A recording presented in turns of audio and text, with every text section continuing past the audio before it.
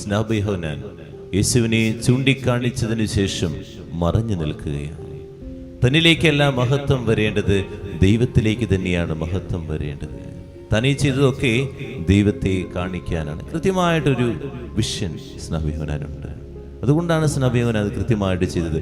നമുക്കിതൊക്കെ ചെയ്യാൻ കഴിയുന്നത് ദൈവത്തിൻ്റെ കൃപ കൊണ്ടാണെന്ന് പറയാൻ മനസ്സുണ്ടാകും. മറ്റുള്ളവർ നമ്മളെ മഹത്വപ്പെടുത്തുമ്പോൾ, അല്ലെങ്കിൽ മറ്റുള്ളവർ നമ്മളെ പ്രോത്സാഹിപ്പിക്കുമ്പോൾ അവിടെ ഒരു വാക്ക് എനിക്ക് പറയാൻ പറ്റുന്നുണ്ടോ?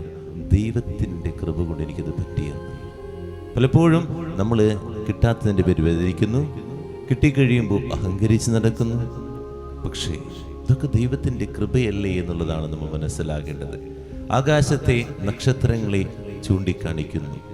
ഈ ചൂണ്ടിക്കാണിക്കുമ്പോൾ ഈ വിരലിനെ നോക്കി അതുപോലെ ചൂണ്ടിക്കാണിക്കുന്ന മനുഷ്യനെ നോക്കാനല്ല നമ്മൾ പഠിക്കേണ്ടത്. ചൂണ്ടിക്കാണിച്ച ആ നക്ഷത്രത്തിലേക്ക് നോക്കാനാണ്, ചൂണ്ടിക്കാണിച്ച ദൈവത്തിലേക്ക് നോക്കാനാണ്.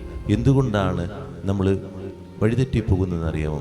ഈ ചൂണ്ടിക്കാണിച്ച വിരലിനെയും ആ മനുഷ്യനെയും നമ്മളിങ്ങനെ നോക്കി നിൽക്കുക, ആ നക്ഷത്രത്തിലേക്ക് നമ്മൾ നോക്കുന്നില്ല എന്നുള്ളതാണ്. ഇതാണ് നമ്മുടെയൊക്കെ പ്രശ്നം. അതുകൊണ്ട് അതിൽ കുടുങ്ങിക്കിടക്കുന്നു. അതുകൊണ്ട് എനിക്ക് ഒരു വഴികാട്ടിയാകാൻ പറ്റുന്നില്ല. എനിക്കൊരു വഴികാട്ടിയാകാൻ പറ്റുന്നില്ല. കാരണം ആ നക്ഷത്രത്തിലേക്ക് നോക്കുമ്പോഴാണ് എനിക്ക് പ്രകാശം കിട്ടുള്ളൂ.